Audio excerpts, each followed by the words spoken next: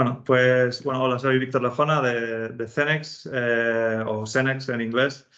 CENEX es una consultoría, y es una organización de consultoría e investigación en transporte de bajas emisiones y toda la infraestructura energética asociada. Tenemos la sede en Reino Unido, donde hay unas 36 personas, luego hay otras 9 personas en Ámsterdam y luego también tenemos presencia en Edimburgo, Belfast, Londres y Barcelona. Y bueno, nosotros como ya he dicho, nos especializamos en todo el tema de transporte de bajas emisiones y hacemos, por una parte, consultoría, hacemos mucho trabajo con flotas que quieren descarbonizar sus operaciones.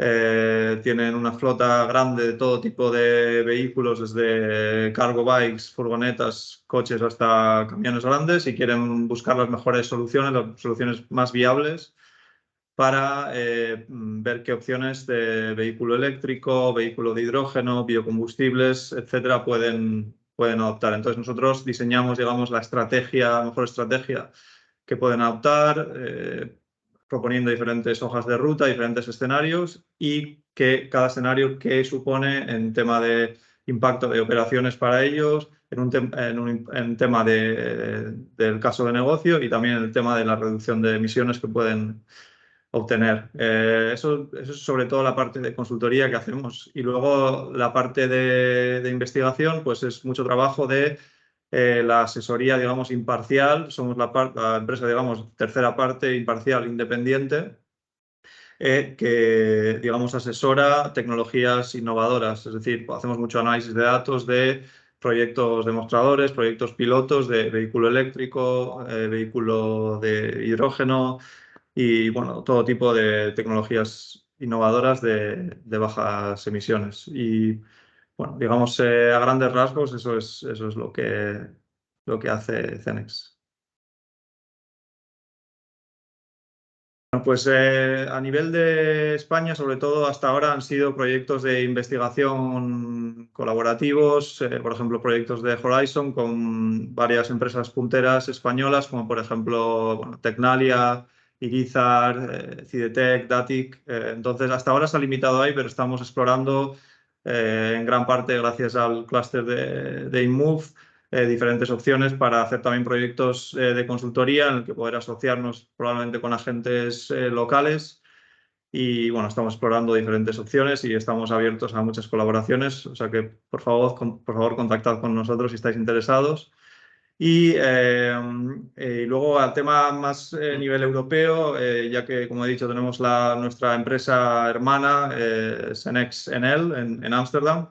Ellos hacen mucho proyecto de Horizon Europe y han hecho, bueno, varios proyectos de economía circular, el LCA, Life Cycle Assessment, y varios proyectos de un proyecto de camiones eléctricos con el que estamos colaborando con ellos ahora en un consorcio grande de empresas europeas. Y bueno, y sobre todo muchos proyectos de hidrógeno.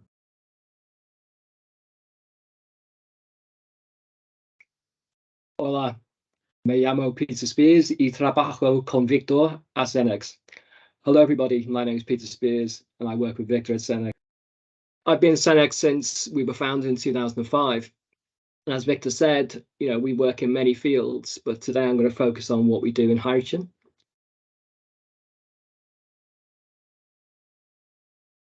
Okay, so what does CENEX do in hydrogen? So, as I said earlier, we've been working on this for a long time. And, our boss, Robert Evans, the CEO of CENEX, has been working in hydrogen since the 1990s. So we know that hydrogen is going to play a role in the future energy system, potentially including transport, almost certainly including transport. But I guess the question is, where will that role be and how much of a role will it play? And so what does CENEX do in projects to kind of answer these questions? I guess, as Victor, I think, said, the key thing we do is provide independent evidence and reporting for hydrogen vehicles and infrastructure performance, operability and reliability to provide the basis for future business case and decision making. But obviously understanding these different use cases, private vehicles, commercial vehicles, taxis, medium duty vehicles like refuse collection vehicles and buses, and eventually heavy goods vehicles, heavy duty vehicles. This feeds into our knowledge base, and obviously, and particularly working with Victor, we develop quite sophisticated total cost of ownership and performance models, which we use in our consultancy and R&D projects. So obviously we do a lot of other things as well. We do due diligence and stuff, but they're the two things I'm going to focus on today, that kind of independence evidence gathering, and what does that evidence gathering tell us? So I'm going to focus specifically today on one particular hydrogen project, and that's the Hydrogen Mobility Europe project, which which is funded by the Clean Hydrogen Partnership in Europe. We started this in 2015, and it's eventually going to end this year in 2023. So that's a 9-year project. Working in 9 European countries. It's actually 10 because one of our vehicles has crept into Belgium. And working with a large number of European partners to deploy up to 1,200 hydrogen cars and vans and 49 hydrogen fueling stations, that's HRS on this slide, in 9 or 10 European countries. These vehicles include all the major fuel cell vehicles that are around at the moment on the market. So this would be the Toyota Mirai Generation 1 and 2, the Hyundai Nexo and its predecessor, the iX35, the Mercedes GLC F-Cell, and also in a light-duty van made by a relatively small manufacturer, the Sambio Kangoo ZE-H2. And what's the aim of this? As I say, the aim of this is to try and gather the evidence of the performance of these vehicles in different use cases in different countries. So the use cases we're looking at here is, these cars have been given to private individuals as passenger cars. They've been given to fleets as fleet vehicles. They've been given to fleets as light-duty vans.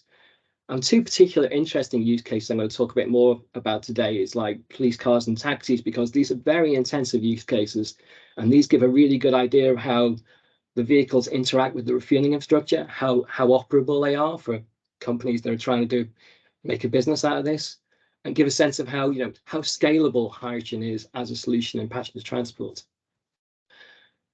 I guess the main headline point is the vehicle. Since we've been monitoring this project in 2015, the vehicles are reported over 31 million kilometers driven. This makes H2ME, as far as I'm aware, the largest publicly reported light-duty vehicle trial in Europe. So we have the largest evidence base of how hydrogen vehicles work. And together with a project that Victor manages called Zephyr, a parallel project on hydrogen taxis and police cars, that's an additional 12 million kilometers of data. So all 43 million kilometers of data we have in our database. And also on refueling, these stations have dispensed over 500,000 tons. Now, obviously, there's a lot I could talk about here. 500,000 kilograms. A lot I talk about here, in terms of light duty vans and stuff like that. But I'm going to talk about, in the interest of time, just one particular use case, which is hydrogen taxis. And again, a nice little animation here of how the vehicles have been operating in Paris since 2017. There are around 240 vehicles currently in operation, and the map on the left and the map on the right, shows that the vehicles basically operate in central Paris, and they use 3 or 4 refueling stations in Paris. They're located either at the Paris airport or there's one in the centre of Port-de-la-Chapelle. And how these vehicles interact with these refueling stations and where these refueling stations are placed is a really interesting part of what we do, I think, and I haven't got much time to talk about today, but I think, that where those stations should be placed for maximum convenience and business case to minimize wasted mileage for the drivers, but how that works for the use of the vehicles and how that stacks up in terms of essentially euros per kilometer, which is, the bottom line for the operator. It's a really interesting question. But in Paris, these vehicles drive around 45,000 kilometers a year or 180 kilometers a day. They've driven over 12 million kilometers. Interesting, crucially, the OEM vehicles provided by the major manufacturers like Toyota and Hyundai, which are being deployed in Netherlands as well, they're generally really reliable. So they might have some initial teething problems. The users might have some problems getting used to them, but they're really reliable. And, the taxis have different fuel consumptions depending on who drives them, depending on the time of year, of about, a kilogram of hydrogen per 100 kilometers, giving the vehicles a range of over 400 kilometers on a single 5 kilogram tank, comfortably within the requirements of a day's operation. So fundamentally, these fuel cell vehicles work as taxis in this application, and there's more information available on our website. How do we use that information? I guess just a very, again, lots of things I could talk about here, but, you know, 2 graphs here that show how we use that information. So in terms of range, on the left here, we're talking about how the hydrogen taxis range compared to a typical battery electric vehicle. It's interesting that since we started this project in 2015, the state of our battery electric vehicle in those days was the Nissan Leaf, really, with a 24 kilowatt hour battery. Since the project's gone on, we're now in situations where, you know, the Teslas and other vehicles have 85 kilowatt hour batteries. And so what you see in the blue, we measured this against a 40 kilowatt hour vehicle, which was the Nissan Leaf in about 2015, 16, 17. That showed that, you know, a battery electric vehicle would not be able to cope with that daily range of 180 kilometers on a single charge. But when we upped that to an 85 kilowatt hour vehicle, which is now common, basically a battery electric vehicle could do this easily on a single charge. So basically the message is a fuel cell taxi really has no range advantage over a modern battery electric vehicle. But on the right, you can see what the fuel cell vehicle does still have as an advantage over a battery electric vehicle, which is refueling time. The hydrogen taxis typically take around 2 to 3 minutes to refuel, because basically a hydrogen fueling station, which is capable of putting in a kilogram of hydrogen every minute for a light duty refueling station, basically, you know, they can refuel in 2 to 3 minutes, whereas even for a Tesla supercharger, we're talking about probably adding 100 kilometers of range every 5 or so minutes. So that still is an advantage. And in summary, what have we learned? Basically, these large-scale demonstration activities, such as HME, do play a critical role in evaluating and developing the role of fuel cell vehicles as hydrogen fueling stations in the future hydrogen economy. So, you know, you need that real-world evidence to really understand how this is going to work in the future when you try and scale up. And, you know, the one thing, it's not a very glamorous conclusion, but I think it's a very important conclusion. All of our use cases have shown that the fuel cell vehicles can substitute for conventional vehicles. You know, they drive these up to 200 kilometers a day as taxis, but in some cases we've had them driving over 1,000 miles in a day and can continue all 24/7 operation. Importantly, users like fuel cell vehicles, and they fit with their fleet operational models, particularly in terms of refueling time. I haven't got time to show this data, but I think it's fair to say in terms of hydrogen refueling stations, the picture is more mixed. The refueling stations are not as reliable, and they sometimes don't deliver the speed of refueling that is needed for these things to become sort of everyday tools. The reliability is improving, but ongoing improvement is needed. It's fair to say, though, that while the technical side of HME is very positive, you know, the vehicles work, the hydrogen refueling stations work, but need improvements, the business case remains challenging. And it's fair to say that for a passenger car, which, you know, will refuel 1 or 2 kilograms a day, even in a case of an intensive use like taxi, that's not enough to sustain the business case for a hydrogen refueling station, which costs, you know, in the order of millions of euros. And this is why hydrogen refueling station operators are looking for co-deployments with hydrogen medium-duty vehicles like refuse collection vehicles and buses in future, and in future potentially heavy-duty vehicles to provide a guaranteed level of anchor demand. And so I mean, like, you know, a vehicle that's going to guarantee to use that station every day with a certain amount of fueling. But it's fair to say, again, refueling heavy-duty vehicles produce another set of challenges for hydrogen refueling stations. You know, how do they get that speed of refueling, that kilogram every minute that light-duty vehicles have? How do you guarantee enough hydrogen to refuel a vehicle with 20, 30, 40 kilograms of hydrogen? Are they going to use liquid or gaseous hydrogen? And so that's why, as CENEX, we're really interested now in working with partners, with other projects, to try and understand how these challenges play out for heavy-duty vehicles. Bueno, como habitualmente cuando se trata de tecnologías relativamente innovadoras y relativamente inmaduras, es clave digamos, la colaboración con otros agentes. Es muy importante, y por eso que hemos estado colaborando activamente en los proyectos que Peter ha estado explicando ahora. Sobre todo con, bueno, mucho trabajo, mucha colaboración con fabricantes de vehículos, fabricantes grandes como Toyota, Hyundai, pero también, digamos, fabricantes más pequeños que están haciendo vehículos, bueno, quizás más innovadores, con arquitecturas nuevas, y hemos trabajado mucho con ellos. En general, toda la colaboración que tenemos con este tipo de empresas es, bueno, sobre todo recabando datos, digamos, un poco negociando qué datos nos pueden dar, en qué formato y sobre todo, digamos, negociar la mejor manera de presentar estos datos al público en general para, digamos, educar a la industria y al público sobre el vehículo de hidrógeno.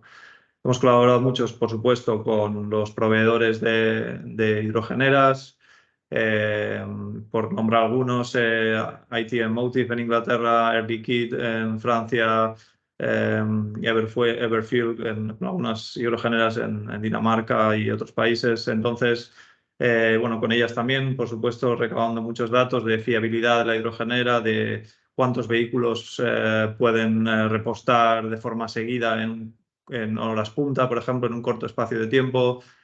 Y bueno, finalmente también, por supuesto, mucha colaboración con la Unión Europea y con los órganos que financian estos proyectos, como por ejemplo sobre todo el Clean Hydrogen Partnership, con el que también tenemos buena relación a lo largo de muchos años, muchas reuniones, muchas presentaciones bueno, confían mucho en nosotros para todo el análisis de datos y la presentación de datos eh, que hemos estado haciendo. Pero bueno, como he dicho, en general la clave es colaborar con todos estos agentes mediante proyectos de investigación de momento para que en su día, digamos, la comercialización del producto pueda ir por sí sola y pueda ser autosostenible, digamos.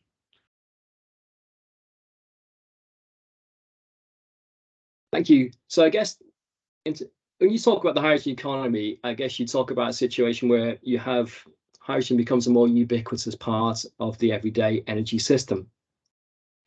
And I'm gonna share now. I'm showing now a very well-known slide by Michael Liebreich, who, you know, it's fair to say is quite controversial, but I think some of his interventions in the hydrogen system at least make people raise the questions of what hydrogen should be best used for. And this slide shows the kind of ubiquitous hydrogen, what he calls a Swiss Army knife. I guess I always call it the magic energy vector. You know, it's kind of, it can be used in a lot of situations. We have here chemicals and processes, transport, aviation, shipping, land transport, power system, and heat. Today, we're going to really be talking about land transport and the power system.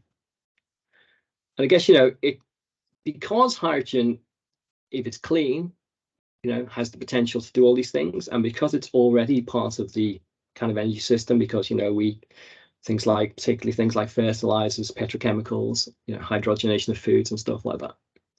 The fact that it has zero tailpipe emissions, the fact that it has, you know, the fact that if it's made from a clean source, it has effectively zero overall emissions. Importantly, the fact that potentially it can be stored both in small scales, and we know on vehicles it's stored in small scale on tanks, but potentially at large scale, although it's fair to say the technical challenges of large scale storage are significant. You know, it has a lot to offer in an all-round potential. I guess the question is, what's the best way of using that hydrogen?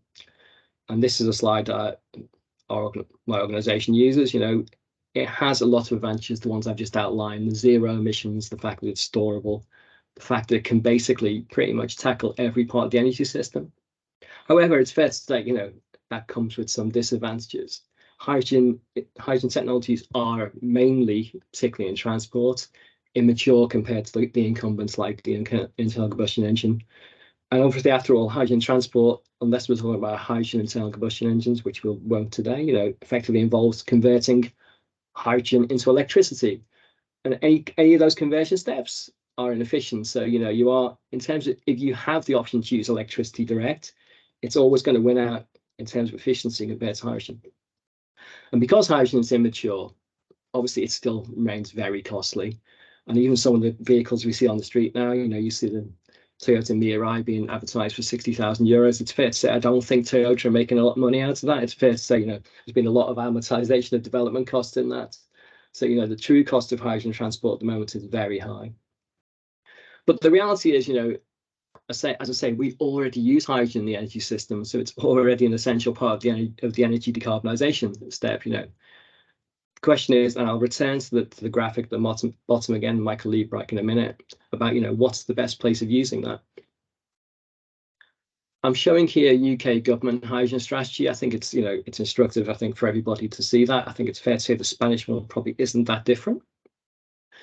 The UK government policy at the moment is very supportive of hydrogen as a key enabler to net zero emissions. The UK's focus, is fair to say, is on hard to electrify areas, particularly industrial decarbonisation. So I think the UK government sees it as red, that, you know, for light duty vehicle transport, cars, most vans and stuff like that, electricity has kind of already got that sewn up. You know, as battery technology developed, as everything else developed, that's really going to be the way to go. But, you know, the key is, okay, you think hydrogen is part of the UK strategy. What's the first thing to do? The first thing you need to do is increase your hydrogen production significantly, particularly clean hydrogen production. At the moment, you know, the UK government's talking about getting 10 gigawatts of low carbon. So that would be a combination of blue carbon capture and green clean hydrogen by 2030. I think that represents, something like a 300 or 400% increase in UK hydrogen production levels as we stand. But, you know, even though that primarily is probably going to be aimed at industrial decarbonisation, it's interesting they're also looking at encouraging clusters and trials of the use of things like hydrogen heavy goods vehicles and even rail and maybe aviation in small clusters, and encouraging these small networks to grow. This was both, dare I say, you know, for, you know, economic development reasons, possibly encourage employment in the UK, but also this idea of a kind of end-to-end usage system being a kind of closed network where hydrogen, even if it isn't perhaps the optimum, you know, even if there are potential electrification options available, this kind of closed loop system provides a good demonstration case. And I think particularly that's important for heavy goods vehicles because, you know, they are seen as this hard to decarbonize thing, and so they are almost certainly going to play a role in the future use of hydrogen. So coming back against the clean hydrogen ladder, you know, it's fair to say that, you know, at the moment we use hydrogen for things like making fertilizer, we use it in petrochemicals, we use it in food production. And probably if we're going to transition to a hydrogen economy in the future, and we're going to transition to clean hydrogen in a system where we're only just building up that green hydrogen supply, that's probably the optimum use of it. But, you know, there are situations where you might want to climb this ladder and possibly move down from some of the less optimal UK use cases and move them up your priority level. That might be if you have abundant green energy supply or local hydrogen supply. Obviously, in Spain, you'd be looking at, you know, the potential for a significant solar resource and wind resource. You have stranded places, you know, so in the UK, you'd be looking at things like the Scottish island economies where they see hydrogen as a real solution to get them to decarbonise, because at the moment, they're not at all well integrated into the global electricity supply picture in the UK or in Scotland. And importantly, I think, you know, relevant to possibly the discussions we may have later about logistics, you might want to get this end-to-end usage demonstration stroke networks and clusters of hydrogen production, usage and storage. What in the UK is, in Europe is often called a hydrogen valley. You know, and these obviously have the twin value of decarbonising your energy system, but also encouraging local industrial capabilities in clean energy. And so again, turning to trucks, you know, in the UK, you know, a ban on you know, smaller HGVs by 2035 and on larger HGVs by 2040. So even in the UK, where the hydrogen strategy is very much targeted at industrial decarbonisation, that's seen as the priority. The UK sees that 50% of the bus and heavy goods fleet is likely to be hydrogen by 2050, and so that's where they're going to target their innovation funding. And I guess in terms of thinking about future projects, that's kind of interesting to see how where that funding is going to be targeted, but where we might think about our activities.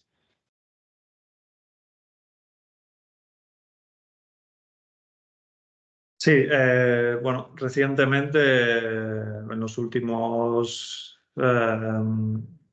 2-3 años, hemos empezado un par de proyectos de de camiones puramente eléctricos. Uno de ellos, el proyecto BET, escrito PETT, que es el Battery Electric Truck Trial. Es un proyecto en el que estamos trabajando con el fabricante DAF, un demostrador de 20 camiones eléctricos rígidos de 19 toneladas que están distribuidos en 9 flotas a lo largo y ancho del Reino Unido. Y bueno, hacen una mezcla de operaciones, pero sobre todo en el entorno más bien de envíos urbanos y envíos regionales también, envíos rurales. Y sobre todo en flotas del NHS, del Servicio Británico de Salud. Y bueno, en este proyecto nos encargamos de toda la recolección de datos. Tenemos aparatos de telemetría en todos los camiones y recogemos todo tipo de datos en cuanto a consumo de energía, en cuanto al tipo de conducción más agresiva, más suave, en cuanto al factor meteorológico, al tiempo, la temperatura externa, y estamos haciendo todo el análisis de cómo todos estos factores impactan en el consumo de energía.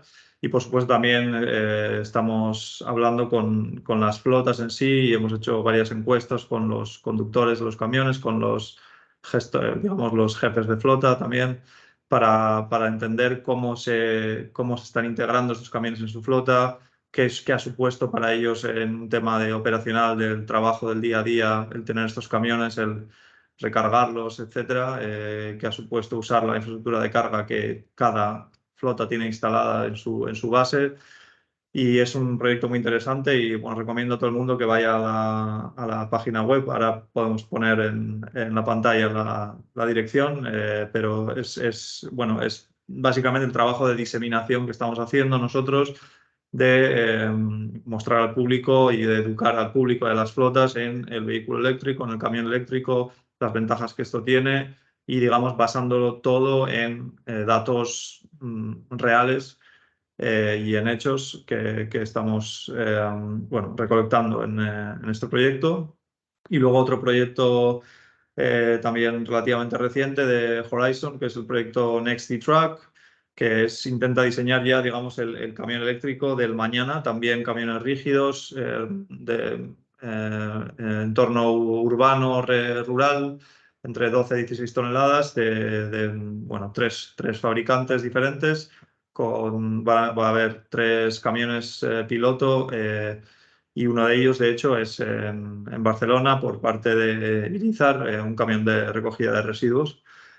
Y bueno, estos camiones tienen una serie de ventajas, digamos, del camión eléctrico actual base, digamos, prototipo. Van a tener ciertas ventajas en cuanto a mayor eficiencia del motor, de la batería, del sistema de climatización para el conductor, del control de la temperatura de la batería para que se mantenga en niveles estables y tenga mayor eficiencia. Va a haber unos instrumentos para los gestores de flota para poder planificar mejor el día a día y las operaciones y las rutas del día a día. Entonces es un proyecto también muy interesante que invito a todo el mundo a que mire la página web y iremos, ha empezado relativamente hace poco, pero iremos digamos, publicando todo el conocimiento y toda la investigación que estamos haciendo en este proyecto. Y bueno, en cuanto al tema de hidrógeno, es algo en el que queremos, camiones de hidrógeno, es algo que queremos involucrarnos. Hemos trabajado ya en varias propuestas con diferentes agentes y estamos ahora, bueno, esperando respuesta a algunas propuestas e intentando entrar en algunos proyectos de estos. Por supuesto, no dudéis en poneros en contacto si bueno, estáis involucrados en el mundo del hidrógeno y estáis interesados en proyectos de camiones hidrógenos para colaborar con nosotros.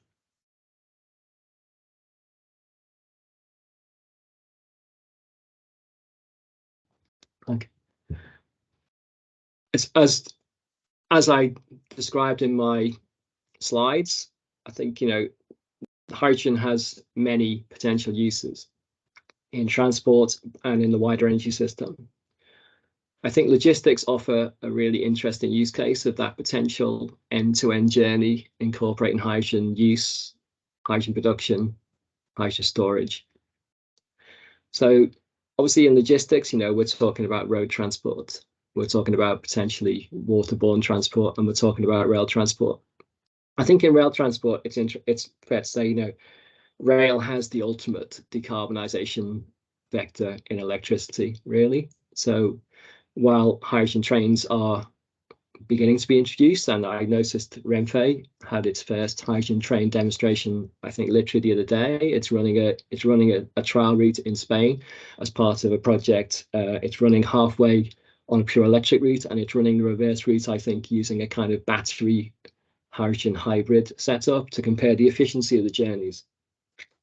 And I'm sure there's lots of learning for that, but I think in terms of if you have an existing electrified rail network, I'm not sure converting that to hydrogen in the short, medium, long term makes sense. It might make sense if you have an existing non-electrified railway in a remote situation and you have a local hydrogen supply. What would happen if you consider the situation of a port where you're bringing goods and services to the port, goods and services are being taken away from the port, and you also have the potential to import fuel into the port. I think Rotterdam currently, to my knowledge, offers the best exemplar of this. Rotterdam is essentially like all large, and obviously nothing comes bigger than Rotterdam, looking to decarbonize. And it's doing that basically by pretty much taking anything it can take and seeing what works. So obviously it's looking very much at clean electricity and clean hydrogen production, the import, a pipeline network, and mobility projects as a kind of, frankly, a way of, attracting funding, attracting stakeholders, and seeing what works. So a key thing, I think, is certainly in terms of the hydrogen thing, they're trying to get the hydrogen to integrate into an existing collaboration to design a future-proof energy system for the whole port. Rotterdam is looking to establish itself as Europe's hydrogen hub, so it's looking to become the place in Europe where you import hydrogen. Obviously, it doesn't have to be that can be other places, but at the moment, this is Rotterdam's aim. So it's looking to establish this hydrogen import capability and a local hydrogen network. And in doing that, it's obviously trying to establish synergies with stakeholders and collaborators to find different end uses for this hydrogen. So there's the Hydrox project, which is looking to take 100 hydrogen HGVs running from Rotterdam to various nodes and hydrogen refueling stations within the kind of road network. There's the RH2 Iron thing, which is looking to establish essentially, as part of a 10T corridor, looking to establish a carbon-free corridor on the 10T corridor between Rotterdam and Genoa, essentially by looking at decarbonized shipping, say whether that be done by hydrogen or via ammonia, who knows. Looking to establish the best way to decarbonize the shipping thing, because that is definitely in the hard to electrify thing, and establishing waste to energy and decarbonized rail facilities.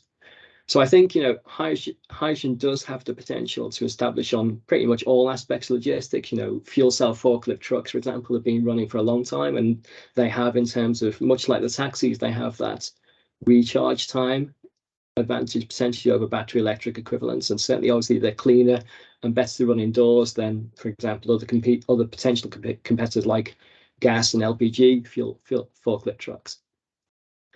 I guess the question is really, if you have a limited source of hydrogen, what's the best way of using that hydrogen? Would that then go into the industrial decarbonisation, or would you push it into projects like this, particularly in the early days of the hydrogen economy, when you're looking to build capability and knowledge?